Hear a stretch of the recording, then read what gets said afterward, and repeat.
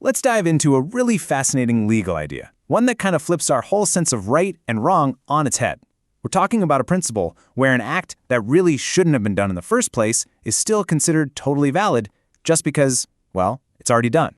I know, it sounds like a complete paradox, right? How can something be done the wrong way, breaking the rules, but the final outcome is still accepted by the law? It's that exact tension, that clash between a flawed process and a final accepted result that makes this whole concept so incredibly interesting. And at the very heart of all this is this old Latin phrase. Now, don't let the Latin intimidate you, because what it means is the key to unlocking this whole legal puzzle. It basically sets the stage for this idea of accepting a messy process just to preserve the finished product. And here it is in plain English. What ought not to be done becomes valid when done. This is the doctrine of Factum Valet. You know, it's a super practical idea. It says that once a deed is done, even if a few rules were bent along the way, the law might just decide to let it stand. Okay, so how does this actually work? I mean, it's not a free-for-all, right? You can't just break any rule you want. The doctrine is built on two really specific and important principles that act like guardrail to keep it from getting out of control. So the first big idea is this: finality over procedure. Sometimes the law just decides that the stability of a completed action, a fact, is way more important than making sure every single little procedural step was followed perfectly. And this breaks it down perfectly. First, someone breaks a rule. But, and this is the key, it has to be a non-essential one. Second, the main event, the act itself, gets finished. And third, because the rule was minor and the deed is done, the law just says, okay, we'll count it, it's valid. Now, this is maybe the most critical part of the whole thing. Factum Valet only works when directory rules are broken. You can think of these as guidelines, or maybe moral advice. It absolutely cannot, under any circumstances, save an act that breaks a mandatory rule. Those are fundamental laws. You break one of those, and the act is dead on arrival.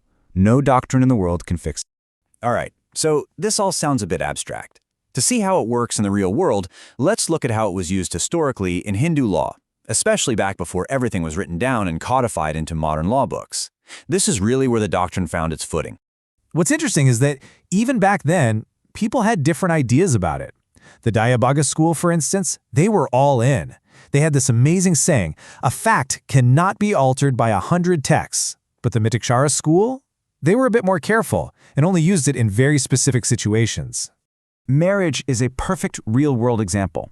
The doctrine was often pulled out to make a marriage valid even if, say, a guardian's consent was missing. So here's the deal. As long as the essential religious ceremonies, that's the mandatory part, were done, the missing consent, a directory rule, could be overlooked. The fact of the marriage was what mattered. It stood. And we saw the same thing with adoptions. For example, old texts really advised against adopting an only son because, it could end a family line. But that was a guideline. It wasn't a strict legal ban.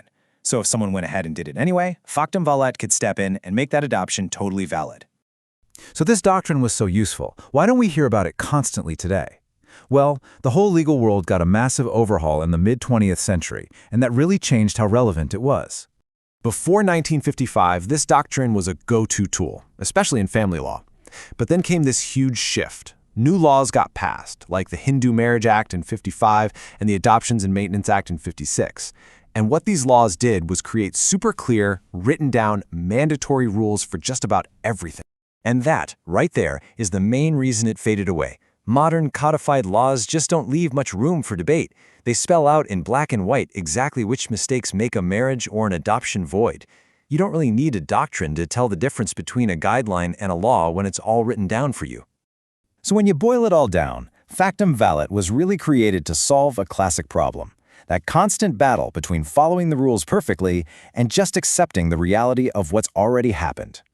And here's the big takeaway. Factum Valet is, at its heart, a pragmatic legal tool. It recognizes that sometimes the stability you get from accepting a finished product is just more important to society than punishing a small mistake in the process. It's all about prioritizing the end result over a perfect journey. And that leaves us with one final thought, something that goes way beyond a courtroom. In our own lives, in our work, in our relationships, when is it more important to just accept what's been done, flaws and all, than to demand that every rule was followed to the letter? It's really a question about finding that balance between order and reality. Thanks for joining me.